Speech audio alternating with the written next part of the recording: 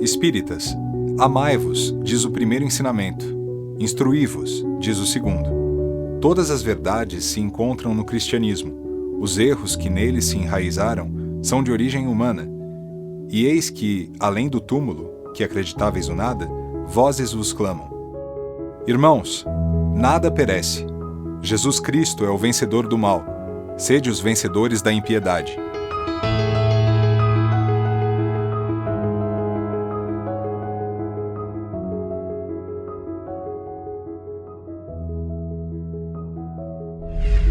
Quantos, em nome do amor, fazemos tantas asneiras? É porque não é amor. Ou é porque o amor está muito contaminado de paixão, ou de sexo, ou de posse, ou de egoísmo, ou de dependência, ou de carência. Quantos conteúdos a alma traz que podem abafar esse amor. Alguns coexistem com o amor. E aí está a grande sabedoria de podermos lidar com isso para tratar essa amorosidade contaminada, a fim de que o ciúme ceda para que o amor cresça, a fim de que a paixão desague no amor e permaneça na relação, dando o toque de romantismo que o casal possa experimentar, ou que um filho, que é objeto da paixão do pai, possa experimentar. Um pai que ama o seu filho, ele vibra apaixonadamente pelo filho. A vitória do filho, o avanço do filho, o casamento do filho. Ele continua apaixonado pelo filho. A paixão não é contrário ao amor, ela tem que estar, no entanto, alinhada com a amorosidade. O que é amor? Querer bem. Então, quando você quer o bem a alguém acima do seu, isso é uma expressão de amor. Aquele sentimento que Deus, na sua sabedoria, e também na sua amorosidade, procurou fazer com que os seus filhos tivessem esse sentimento sublime, como aquele sentimento que vai ajudar na convivência, no crescimento pessoal, na comunicação interpessoal. O desafio de entender o amor é o grande desafio que os espíritos têm de conquistas de territórios íntimos, né? Aprender o que é amor e aprender a amar. Quantos confundem amor com paixão? E em nome da paixão, a gente abandona tudo. E costumamos ouvir, pelo menos nas novelas, também referendam, que a pessoa vai e abandona tudo e se manda. E vai viver com a pessoa em condições, às vezes, extremas. Como se diz coloquialmente, não, eu vivo com você até debaixo da ponte. Ora, da ponte nem os mendigos vivem, porque é uma subvida. Hoje nós chamamos de amor o ciúme, o apego, o desejo de controlar. Mas o amor, ele é tudo que não é isso. Ele é querer o bem do outro. Confundimos, às vezes, amor com impulsos biológicos, impulsos sexuais, mas o verdadeiro amor vem da alma. O amor é a síntese da vida. Quando nós experimentamos a amorosidade, nós somos capazes, portanto, de encontrar o finalismo da existência. É nessa perspectiva que o Espiritismo, evocando a tradição judaico-cristã, ele nos propõe esse exercício ousado daquilo que a gente mais fala, mas que é tão difícil viver, que é o amor, que pede passagem todos os dias. O homem normalmente chama de amor o sentimento de posse que ele tem em relação às coisas do mundo, às pessoas também. Mas o amor está acima disso. Jesus fez um indicativo, um apontamento interessante, que o amor está acima do sentimento de grupo, de família, de sociedade. Para Jesus, o amor é universal. O que vem a ser isso? É o amor entre todas as criaturas. É a expressão máxima. Se nós formos capazes de expressar o nosso sentimento maior em relação a todas as pessoas, então nós podemos falar que estamos aprendendo a amar. Mesmo com essa definição de amor, as pessoas se sentem desiludidas com o amor, se sentem incompreendidas, sozinhas, solitárias. Então, por que isso acontece? Só se desilude quem se ilude. Na maior parte das nossas desilusões, existem expectativas irreais em relação aos relacionamentos. Nós aprendemos que quando nós somos bebês, nós estamos, e na barriga da mãe, nós estamos muito em fusão com a nossa mãe, nós estamos identificados e sentimos uma plenitude. Todo mundo que já viu um bebê sendo amamentado, ele tem ali uma conexão intensa. Nós crescemos com uma crença que precisamos de alguém para sentir aquela mesma sensação de plenitude e de amor. Poucas pessoas respondem que elas podem se sentir plenas com elas mesmas. Você pode sentir aquela plenitude admirando um céu azul maravilhoso, em conexão com a natureza ou com você mesmo, quando você se conecta com a tua essência. Muitas vezes nós construímos castelos em locais completamente impróprios para se erguerem castelos. E um desses castelos que a gente ergue é em relação a expectativas com outras pessoas. Não tem como aprender a amar o outro ou o que é o amor sem ter autoconhecimento e ter autoestima. Essas são as duas chaves da descoberta do amor, no meu entendimento. Autoconhecimento e autoestima. Quando eu passo a me valorizar, quando eu passo a entender o que eu sou capaz de fazer, quando eu estabeleço metas de crescimento, quando eu tenho amor por mim mesma, eu posso desenvolver a empatia. E na empatia, aprender a amar o outro. A maioria passa a querer que o outro, espera que o outro dê para ela essa mesma sensação. E a pessoa se desilude, porque uma necessidade não atendida, se eu tenho uma necessidade de alguém, eu quero que esse alguém preencha as minhas necessidades, me dê aquilo que eu não tive ou que eu achei que não tive na infância, na adolescência, aí vem a desilusão. Um relacionamento, inicialmente, ele se baseia em sensações, mas ele não sobrevive das sensações, ele sobrevive dos sentimentos. E os sentimentos, para serem verdadeiros, eles precisam envolver renúncia, sacrifício, paciência, resignação, tolerância, compreensão e amor. Essas desilusões são verdadeiras. A grande questão é, uma vez que a gente já entende, já é capaz de admitir a sua existência, qual o melhor caminho daqui para frente? Diálogo, conversa, entendendo, por exemplo, qual é a função do casamento, ligação entre as pessoas, entendendo qual o papel que uma pessoa possui para a outra. Há uma infinidade de aspectos que a gente poderia chamar a atenção. Como as pessoas se sentem muito carentes, projetam no outro a solução para todas as suas angústias, para todos os seus vazios. E obviamente que o outro também está projetando a mesma coisa. No primeiro momento, no momento de enamoramento, existe uma confirmação dessas expectativas, porque há uma tentativa de realização, de compensação, de planificação. Mas isso não resiste a alguns meses, porque logo depois cada um começa a mostrar suas fragilidades e como é.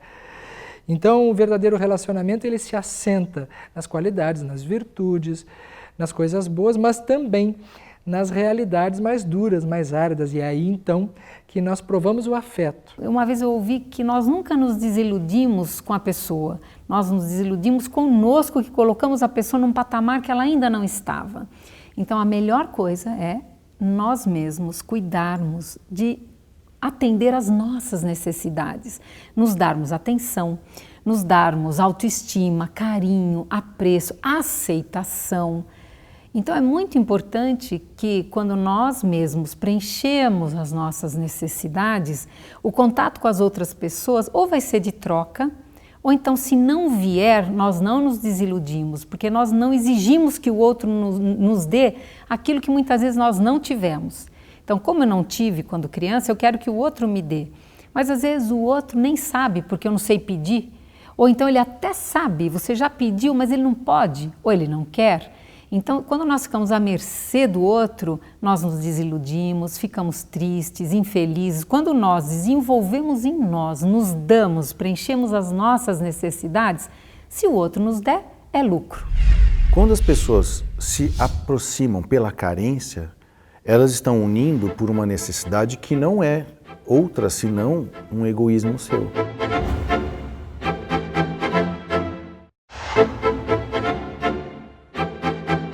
Quantos confundem amor com dependência? Se agarram a alguém achando que amam, mas é carência. Analisando a teoria freudiana, vemos que o pai e a mãe têm um papel significativo no desenvolvimento da sexualidade da criança. O pai com relação à criança do sexo feminino e a mãe com relação à criança do sexo masculino. Num determinado momento do seu desenvolvimento, a criança sente uma necessidade, uma curiosidade pelo contato físico do sexo oposto. Então, normalmente, o homem tem mãe e a mãe atende a essa carência. Ela tem contato físico, então ele pode estabelecer esses laços sem culpas mais significativas. Então, ele atende a essa necessidade. Bom, normalmente, a criança do sexo feminino teria o mesmo desenvolvimento. Numa determinada fase do seu desenvolvimento, ela vai desenvolver uma curiosidade, uma necessidade pelo contato físico masculino. E a quem caberia o papel de atender a essa necessidade? Ao pai. Mas nem sempre a mulher tem pai. Quando as pessoas se aproximam pela carência, elas estão unindo por uma necessidade que não é outra senão um egoísmo seu. Satisfazer uma necessidade íntima através do outro, que se traduz muitas das vezes como projeção no outro da minha dependência emocional, da minha necessidade de aprovação.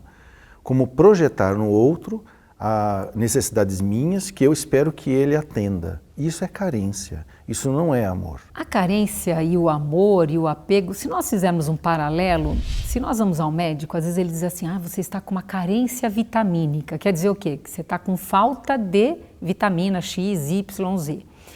Quando nós falamos de afeto, eu fiquei carente, quer dizer, eu estou com falta de. E muitas vezes as pessoas buscam essa carência nos relacionamentos. Às vezes as pessoas procuram preencher dificuldades e carências emocionais, por exemplo, com alimentação. Por isso que muitas vezes eu peço para as pessoas se perguntarem, você está com fome de quê? Será que a fome é fome física?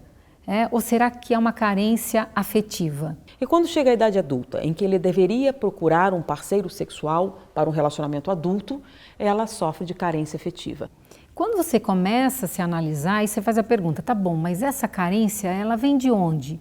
E se ela vier de uma tenra infância, quando você era muito criança, uma das possibilidades é você começar a cuidar da tua criança, em vez de querer que os outros cuidem. Porque senão você entra numa relação, seja com afetivo, seja no trabalho, seja nas amizades, ou até no campo religioso, você escolhe um guru, um mestre, um médium, e aí você começa a transferir essa carência para que o outro supra essa carência. Assim como tem os suprimentos de vitamina para suprir, muitas pessoas buscam fora suprir essa carência. Quando você tem dependência emocional e você tem o que a gente chama de carência afetiva, a sua autonomia individual e a sua autoestima está na mão do outro. Então você faz qualquer coisa para o outro lhe aprovar. Então é quando começa a ter as submissões. É onde você se submete a abusos, muitas vezes emocionais e físicos, apenas para receber migalhas da atenção daquele que você idolatra ou daquilo que você deseja ou que você acha que você ama. O amor não. O amor é uma coisa que não tem condições, né? A ponto de que, vamos dizer assim, quando o comportamento do outro fere minha autoestima, eu falo, né? Ou quando ele subtrai de mim a minha autonomia individual, eu posso conversar sobre isso. Não existe uma relação de dominado, né, e dominador, não existe. O primeiro passo é admitirmos-nos merecedores desse amor. E o grande problema nosso é a nossa autoestima tão baixa que nos coloca e que inviabiliza vivenciar esse sentimento. O amor é, portanto, um sentimento muito mais profundo que pede nos relacionamentos um crescimento individual, uma estruturação própria do indivíduo, um compromisso consigo mesmo. Quando o amor pede passagem, efetivamente, à luz do pensamento espírita, é para que possamos experimentar a amorosidade de tal forma que o amor seja sempre mais amor. As pessoas pensam que o amor é muitas vezes o apego. Elas se apegam a pessoas e elas acreditam que é amor. Outras acreditam que a paixão é o amor. Outras acreditam ainda que a obrigação é amor. Jesus deu o exemplo, amor incondicional. Eu sempre brinco, eu não teria a coragem de Jesus. E ao mesmo tempo que Jesus distribuiu o amor através das suas palavras, dos seus atos, enfim, coisas que nós fazemos todos os dias. A grande questão é a forma que ele fez. Ao mesmo tempo que ele fez tudo isso, ele disse, olha, eu não tenho nada de especial, eu não sou único. Ao contrário, todos nós somos iguais, todos nós somos filhos de Deus. É uma questão que merece bastante reflexão. Olhar assim esse belo exemplo, entender onde nós estamos e qual o caminho para chegar até lá. No exercício do dia a dia, da paciência, da tolerância, do carinho, das experiências, aprender a amar. Fora da caridade não há salvação. Muitos associam isso à salvação celeste, mas no momento em que você sai de si mesmo e faz um bem a alguém, não é Jesus que baixa, não é espírito amigo, não é um processo sobrenatural, algo mágico realmente acontece. Você olha no espelho e diz, eu não sou tão ruim como eu pensava que era. E no momento em que você não se sente tão ruim como pensava que era, você passa a aceitar e se torna receptivo ao amor e você nota que tem tanto amor ao seu redor, você que nunca notou. Com o exercício do que o Espiritismo começou a chamar que fora da caridade não há salvação, por quê? Porque caridade é exatamente um treinamento para sair do egoísmo, para sair do orgulho e da necessidade de satisfação dos nossos desejos ou das nossas nesses impulsos físicos mesmo que a gente tem, de fome, de frio, de medo. Quando você ama, você deixa de comer para o outro comer. Isso é totalmente antibiológico. Então, se não é biológico, de onde é? É amor. Então, como é que você pode saber se o que você está sentindo é realmente amor? Você seria capaz de estar com essa pessoa em meio ao sofrimento?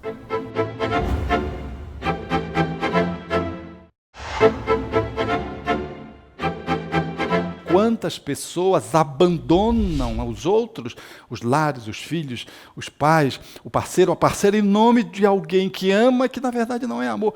É uma paixão esfogueante, arrasadora, e que depois que a pessoa cede ao seu impulso, somente mais tarde a pessoa se dá conta de que não era amor.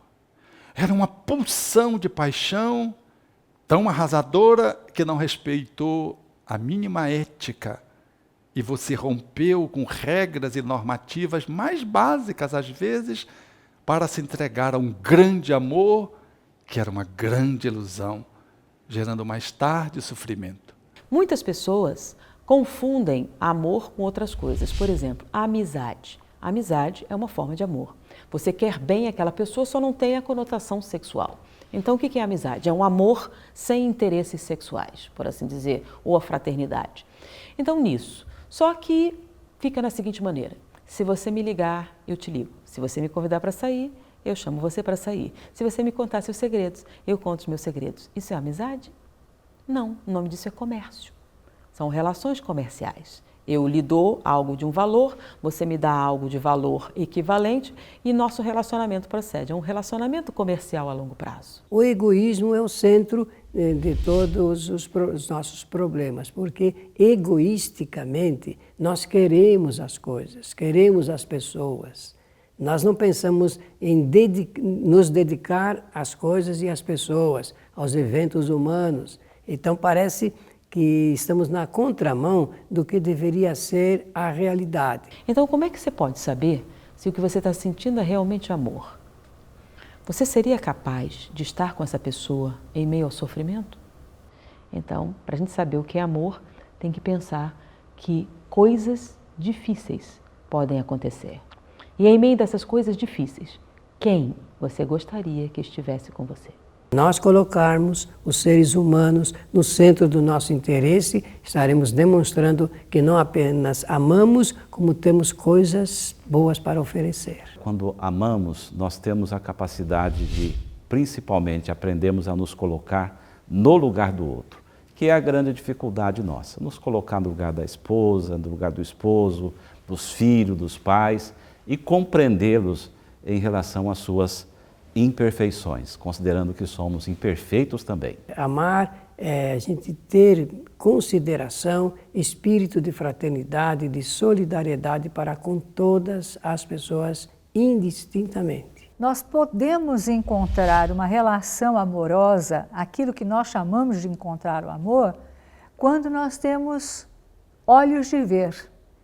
E aquilo que nós estávamos colocando, quando eu sou capaz de escolher, quando eu sou capaz de saber o que é bom para mim. Quando o fariseu perguntou para Jesus qual era o maior mandamento da lei, ele respondeu, anota aí o primeiro, ama a Deus acima de todas as coisas.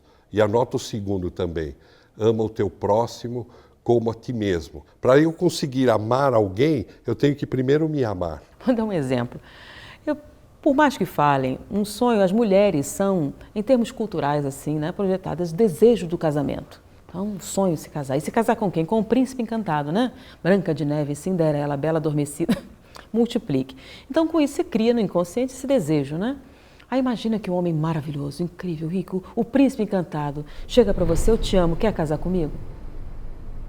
Qual seria, normalmente, a receptividade desse convite? Sim. Mas não é isso que acontece, né? O primeiro pensamento é muita areia para o meu caminhão. Aí tem coisa. Por quê? Porque como você não se sente merecedora disso, qualquer oferecimento que você ache que é exagerado, você reage mal. Você se ressente. Talvez você até aceite, diga sim, mas vai passar a vida esperando, na expectativa de que não dê certo. E no dia que não dá, você diz, não disse? Sabia. Será que não deu certo porque não ia dar ou você criou as circunstâncias para que não desse? Então, na psicoterapia, o que a gente vê mesmo é que na maior parte das vezes o sofrimento vem de dentro de nós.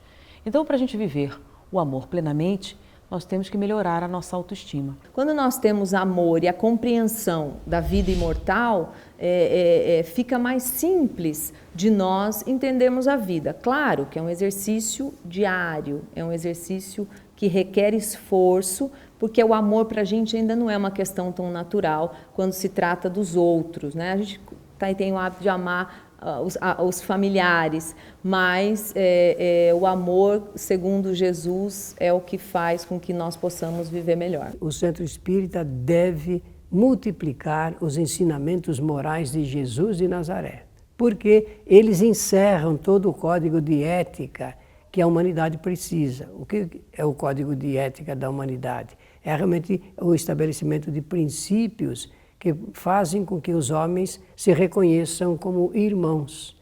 E se reconhecendo como irmãos, obviamente, diz Allan Kardec, vão viver no regime da verdadeira fraternidade.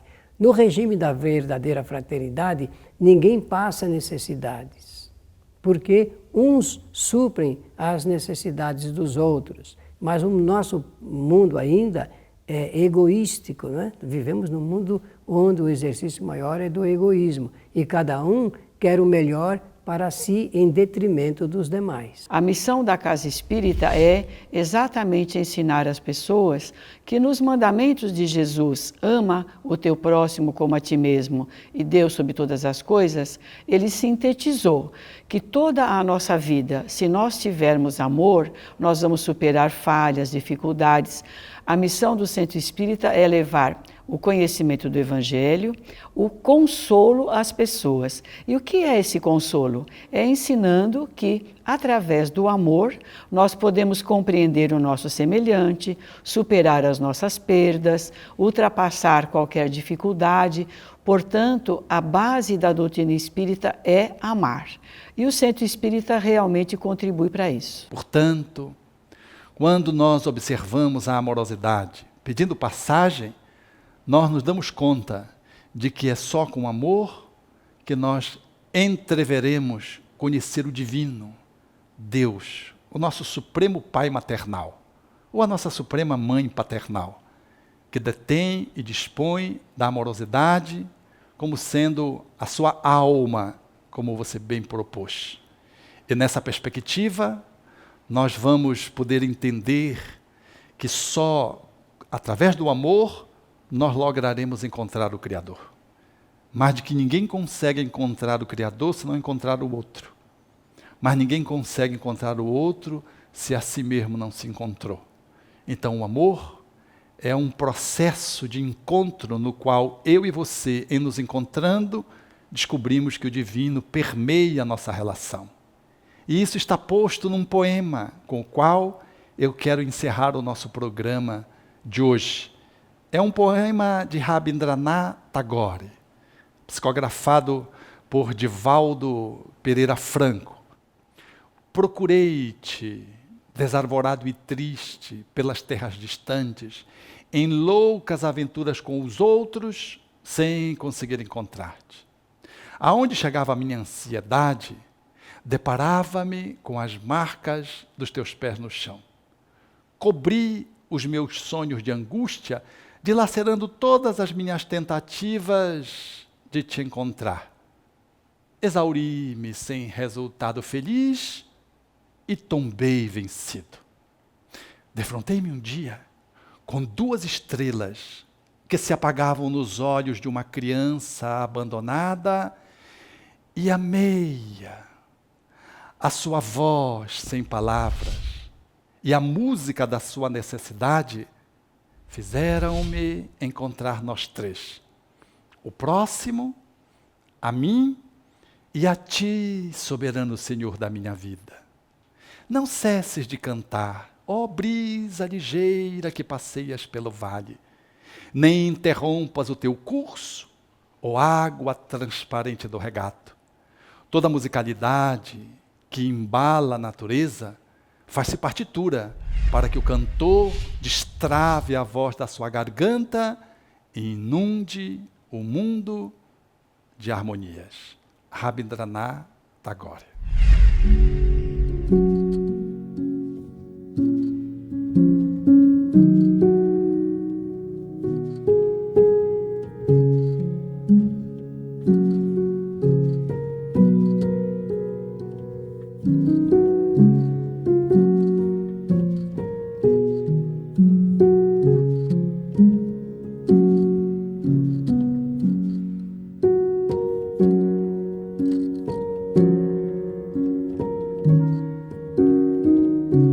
Se o amor ao próximo é o princípio da caridade, amar os inimigos é a sua aplicação sublime, porque esta virtude é uma das maiores vitórias alcançadas sobre o egoísmo e o orgulho.